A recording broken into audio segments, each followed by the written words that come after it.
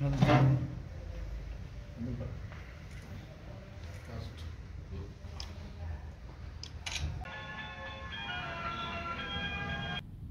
ಆಗಿದ್ದಂಥವ್ರು, ನಮ್ಮ ಬಾಲರಾಜು XMLA ಆಗಿದ್ದಂಥವ್ರು, ಮತ್ತು S Mahadevaiah ಅವರು ಚಾಮರಾಜನಗರದ ಹೊಸ ಜಿಲ್ಲೆಗೆ ಜಿಲ್ಲಾ ಪಂಚಾಯತ್ ಅಧ್ಯಕ್ಷರಾಗಿದ್ದಂಥವ್ರು, ಕೋಟೆ ಲಕ್ಷ್ಮಣ್ 2 ಸಾರಿ ZP ಮೆಂಬರ್ ಆಗಿದ್ದಂಥವ್ರು.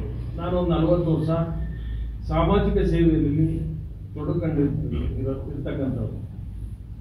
ನಮಗೆ ತಾವು ನಮ್ಮ 5 ಜನರಲ್ಲಿ ಯಾಕೆ ಹೇಳಿ ಟಿಕೆಟ್ ಕೊಡಿಸಿ ನಾವು ಓಡಾಡ್ಕೊಂಡು ಗೆಲ್ಲಿಸ್ಕೊಡ್ಬೇಕು ಅಂತ ತಮ್ಮ ಮುಖಾಂತರ ಮನವಿಯನ್ನು ಮಾಡ್ತಾ ಇದ್ದಾರೆ.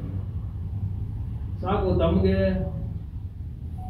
ತಮ್ಮ ಓಟ್ ಇಲ್ಲದಿದ್ರು ಸಹ ನಮ್ಮ ಚಾಮರಾಜನಗರ ಲೋಕಸಭಾ ವ್ಯಾಪ್ತಿಯ ಮುಗ್ಧ ಮತದಾರರು ನಿಮ್ಮನ್ನ 44 ವರ್ಷ ಗೆಲ್ಲಿಸಿದ್ದಾರೆ. ಆ ಗೌರವವನ್ನು ಉಳಿಸ್ಕೋಬೇಕು. ಈ ಸಂದರ್ಭ ಗೌರವ ನಿಮ್ಮ ಮೇಲೆ ಅಪಾರವಾಗಿದೆ.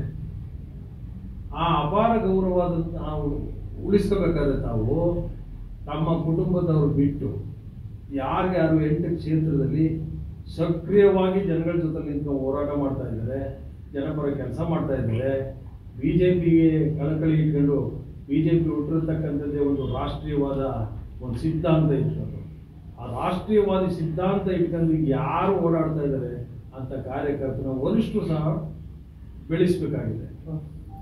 ಈಗ ನನ್ನ ಹೃತ್ಪೂರ್ವಕವಾದಂಥ ನಮಸ್ಕಾರವನ್ನು ಸಲ್ಲಿಸಿ, ನಾನೊಬ್ಬ ಮುಂಬರುವ ಲೋಕಸಭಾ ಚಾಮರಾಜನಗರ ಮೀಸಲು ಕ್ಷೇತ್ರದ ಆಕಾಂಕ್ಷಿಯಾಗಿ ಎಲ್ಲ ಕಡೆ ಓಡಾಡ್ತಾ ಇದ್ದೇನೆ. 40 ವರ್ಷ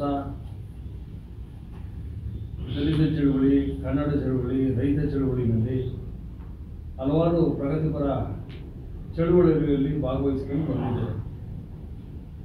ಮತ್ತು ಯಡಿಯೂರಪ್ಪನವರ ನಾಯಕತ್ವದಲ್ಲಿ, ಬೆಂಕಿ ಮಹದೇವಪ್ಪನವರ ಮುಂದಾಳತ್ವದಲ್ಲಿ ನಾನು BJPಗೆ ಸೇರಿದ್ದೇನೆ.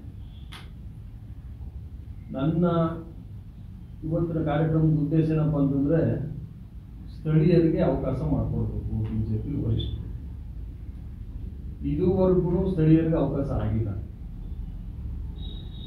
ಸ್ಥಳೀಯರಿಗೆ ನನ್ನೂ ಸೇರಿದಂಗೆ ಕೋಟೆ ಶಿವಣ್ಣ ಇದ್ದಾರೆ, ಬಾಲರಾಜ್ ಅವರು ಇದ್ದಾರೆ, ಎಸ್ ಮಹಾದೇವಣ್ಣವರು ಇದ್ದಾರೆ, ಇನ್ನೊಬ್ಬರು ಕೋಟೆ ಲಕ್ಷ್ಮಣ್ ಅವರು ಇದ್ದಾರೆ. 5 ಜನ ಸಕ್ರಿಯವಾಗಿ ಓಡಾಡ್ತಾ ಇದ್ದೀವಿ.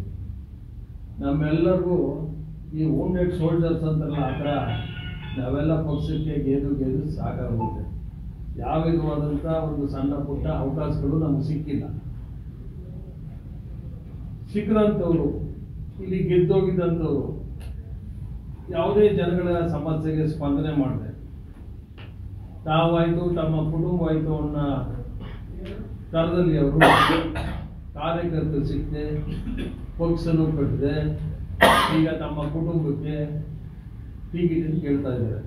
ಸನ್ಮಾನ್ಯ ಶ್ರೀನಿವಾಸ ಪ್ರಸಾದ್ ಅವರು, ದಯಮಾಡಿ ಇದನ್ನ ಶ್ರೀನಿವಾಸ ಪ್ರಸಾದ್ ಅವರು ಕೈ ಬಿಟ್ಟು, ನಿಮ್ಮ ಜೊತೆ 45 ವರ್ಷ ಸತತವಾಗಿ ನಿಮ್ಮ ಸುಖದಲ್ಲಿ ನಾನು ಭಾಗವಹಿಸಿಲ್ಲ, ನಿಮ್ಮ ಕಷ್ಟ ಕಾಲದಲ್ಲಿ ಭಾಗವಹಿಸಿದ್ದಂಥ ನನಗೆ ನೀವು ಹೇಳಬೇಕು.